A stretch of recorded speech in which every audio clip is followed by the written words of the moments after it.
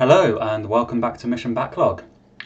Ghost Recon Breakpoint is my 6th review in this backlog playlist series, the first playlist series I've done. As you may have noticed by the title, I haven't made it all the way through and I've retired it before I've finished it. It's not a bad game at all. It's actually a fairly competent game with lots to offer, both in terms of gameplay and the world. It's not a great game. It's a good game though. It does have some downfalls, which I'll get into in a little bit. Why did I retire it?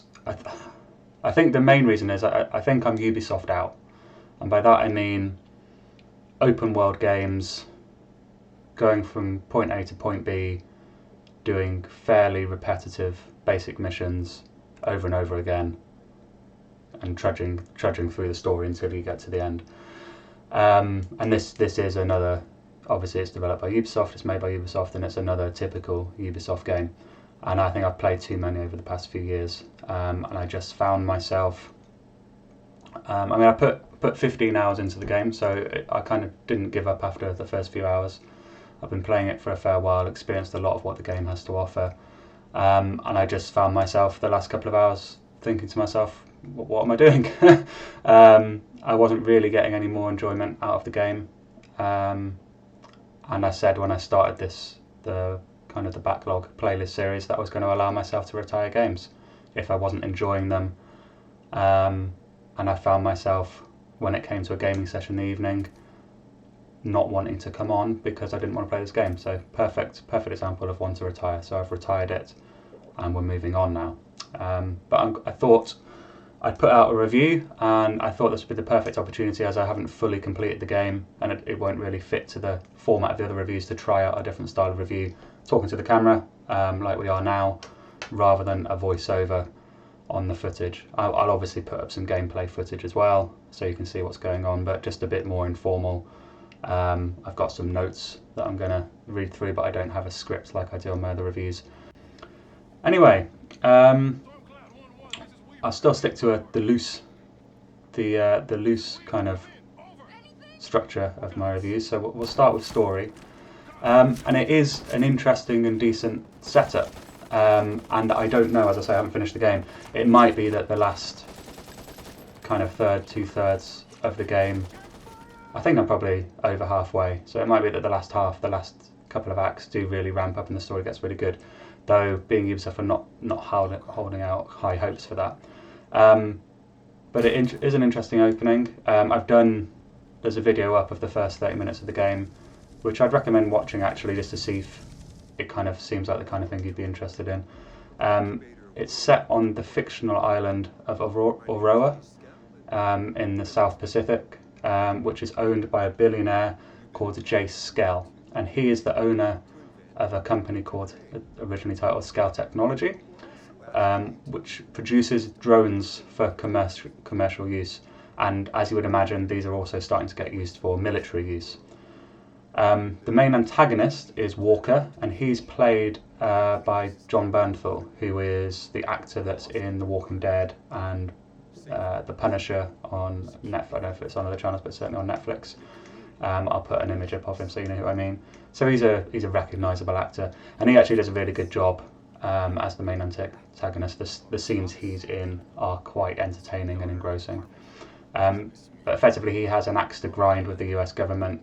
He was kind of spec ops, kind of undercover, top secret military operations, and he got screwed over.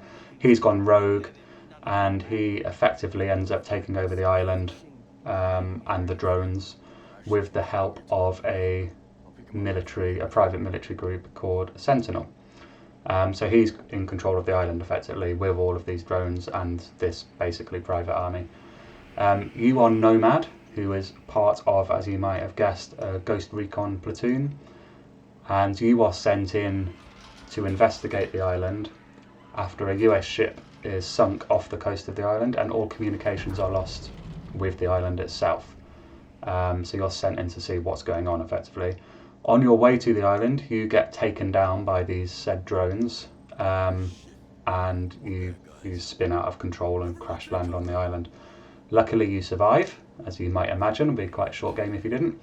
And you end up getting to safety and making allies and things, but you are trapped on the island effectively because they're controlling all the skies and they've cut off communications and all this type of thing. And you are tasked with fixing everything and taking out Walker and freeing the island. Kind of like a Far Cry game as well, really. You're always trapped on an island or somewhere, aren't you, in Far Cry, and you have to overthrow the dictator or the antagonist.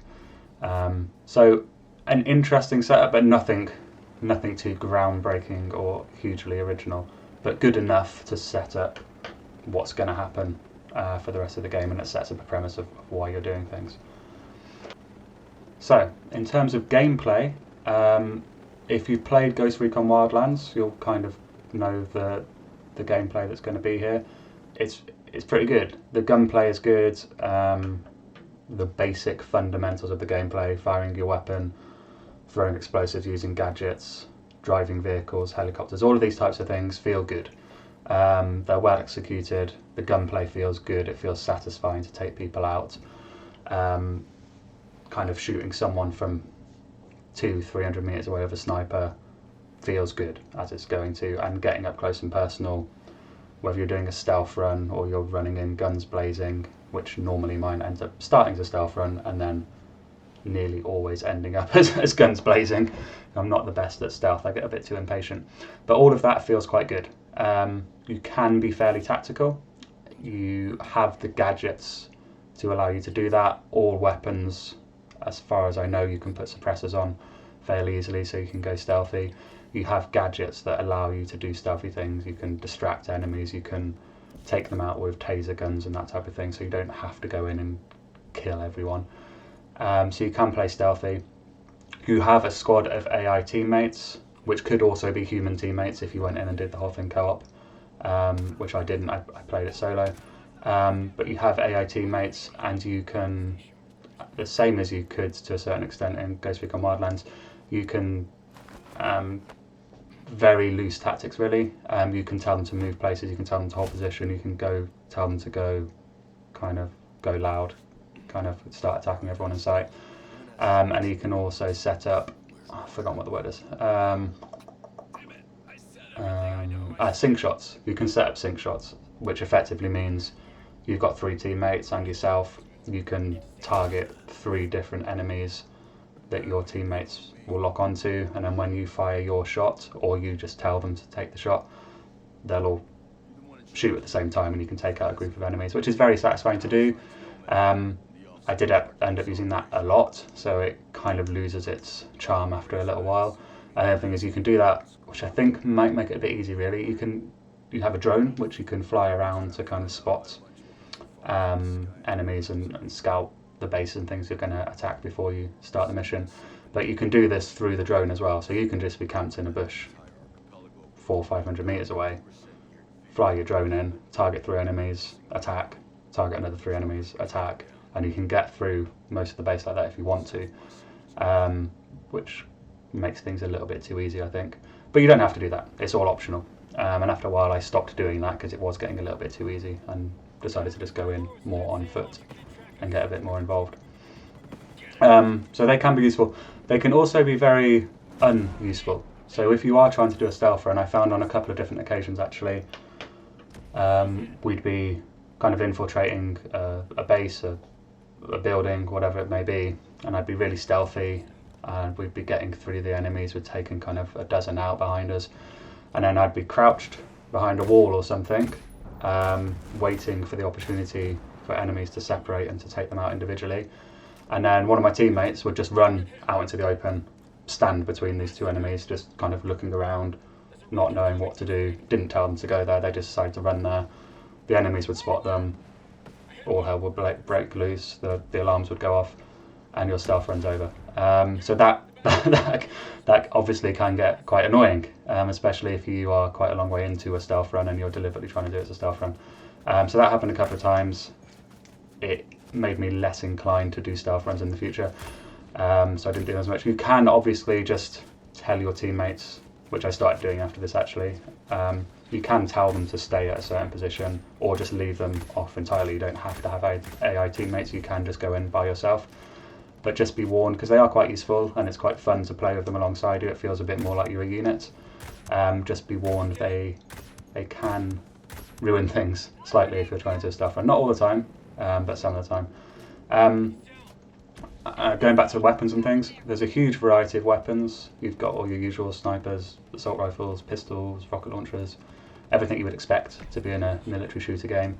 But there's a decent variety of them, kind of dozens and dozens and dozens. I didn't get through anywhere near all of them. And the way you unlock these is some you can buy with in-game money, so not real money, from shops at your home base, but you can also get blueprints. So one of the good things about this game is the exploration. As you're exploring this open world, you'll find intel, or just find crates by yourself, but you'll find intel that will tell you where a blueprint for a certain weapon is, or a blueprint for an attachment. And then once you find that blueprint, you can go back to the home base and use that blueprint to craft that weapon, basically. And that's a fun thing to do. I think that level of reward is worth going off the beaten track to explore. If you're rewarded with kind of a really decent weapon, then it's worth doing. And the other good thing about that is once you've got the blueprint, so this game is it's a very light RPG. You will level up, your gear levels up. The weapons you use have levels. But once you've got the blueprint, you could craft one when you're level 10 and it would come out at like level 10, 11, 12, and then you could craft it again when you're level 30 and it would come out at level 30. So once you've got the blueprints, they're kind of useful all the way through. If you like that weapon, you can keep crafting it. So that's quite useful. So yeah, I really like the open world. Ubisoft tend to always make a pretty decent world in terms of how it looks and feels to be in it. I think they've got that kind of side of their games nailed. They just need to work on missions and that type of thing now. But it's very immersive, quite graphically impressive. I'll put some gameplay up so you'll see what I'm talking about anyway. But yeah, I found it really enjoyable to be in. There's a decent variety of terrain and things, and I've only played, I'd say, around half of the map. So if I carried on further, I assume there's more variety in terrain and things as well. So yeah, the map is really good to play. It's a good place to play in. Exploration was rewarding, as I say. Another thing I really like is the character movement and animations as you're kind of running around this map. When you're running downhill, for example, the animations of your character are really believable. Again, I'll put some gameplay up, but all of that type of thing I really liked. The fact that you can go fully prone and put prone camo on, cover yourself in mud and that type of thing. It's all leading to that immersion in the game. There were several moments in this game where I was fully immersed in the game, kind of forgotten about everything else, and was in my kind of Ghost Recon mind, stealthing it up. So they've got a lot of those elements nailed.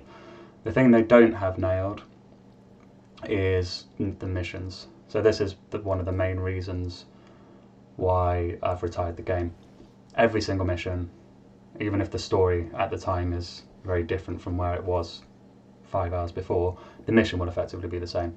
Go to a base, and they basically copied and pasted all of the assets from these bases over and over again, so basically all of the bases are pretty much the same, with buildings just in different locations. Find some intel, take out the enemies, and leave. Maybe extract someone and then leave, but they're just all the same. It just gets very repetitive and boring, so that's why I've retired it. I couldn't be bothered to keep doing the same missions over and over again. But the world it's in is good. So I'd say, in terms of gameplay, the minute-to-minute gameplay of this game is really good. So if you just want to come in and have fun with a big sandbox, you can do.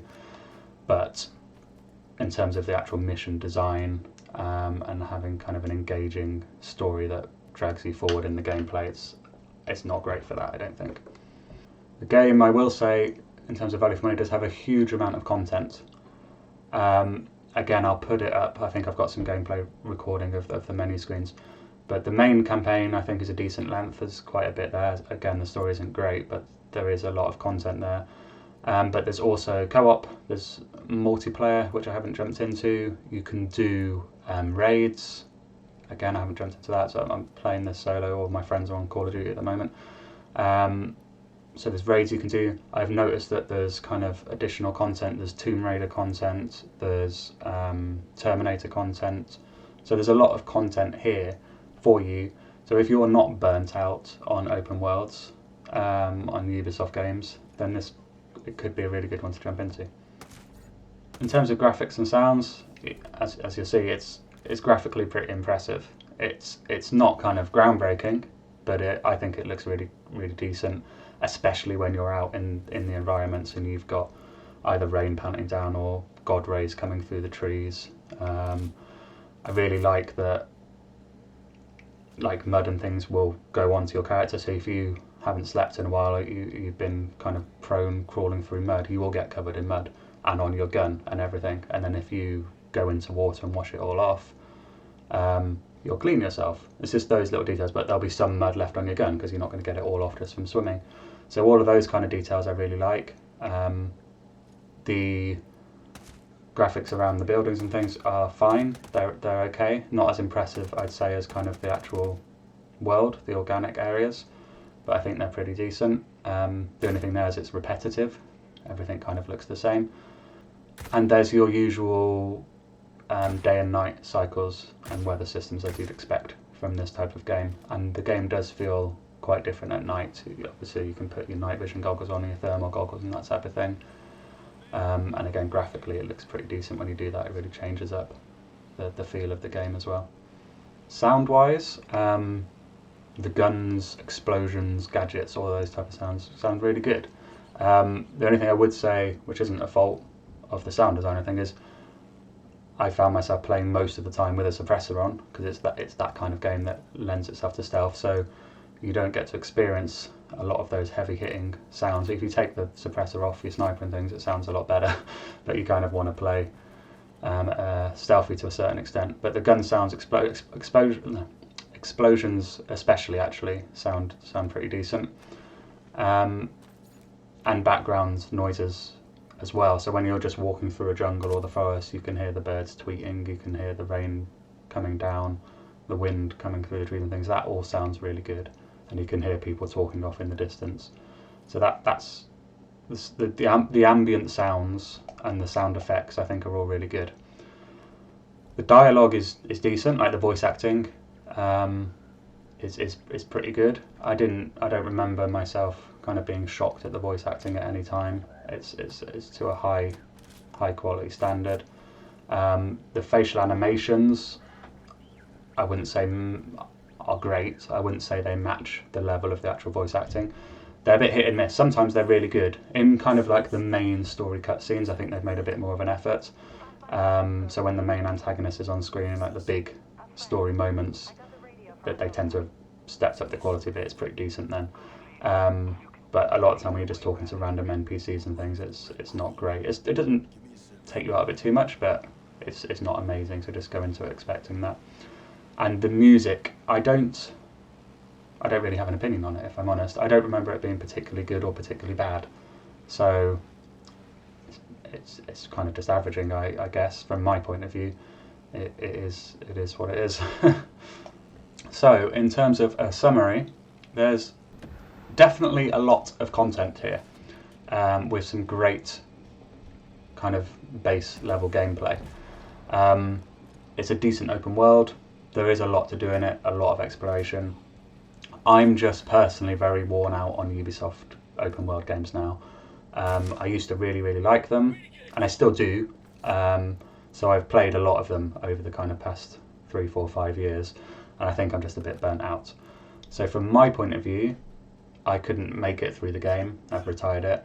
But I think, unless someone's in the same situation as me, there's a lot of value here, and I think a lot of people would really enjoy the game. At another time, like if I'd started this game 4 or 5 years ago, I'm pretty sure I would have completed it. On that note, I would say that Ghost Recon Wildlands, which is the predecessor to this game, is a better game overall. So I'd say if you haven't played any of the modern Ghost Recon games, I would play that one first, and then if you're still craving more, jump into this one.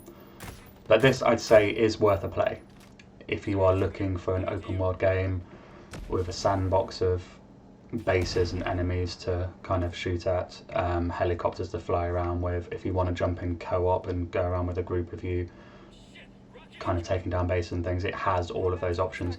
Just don't go in expecting great mission variety, a particularly deep or engaging story. It's just a sandbox to shoot stuff effectively, with a very nice, pretty, decent looking world to do it all in. So my rating system is a buy, just go out and buy it. A play if it's free, and by that I mean including subscriptions. So if it's on Game Pass, if it's on PlayStation Plus, PlayStation Now, whatever PlayStation has at the moment, any of those things, or just an avoid. So I'd say this one is certainly a play if it's free, and like I just said, if you are the person that fits into the category I've just said, you just want an open world to shoot things up, then it's probably a buy. It's probably quite cheap now as well, I can't imagine it being too much. So, thank you for watching. If you've liked the video, please consider leaving a like and subscribing. And my next review in the Backlog playlist series will be Fallout New Vegas, which I've just started playing. So, on to the next one.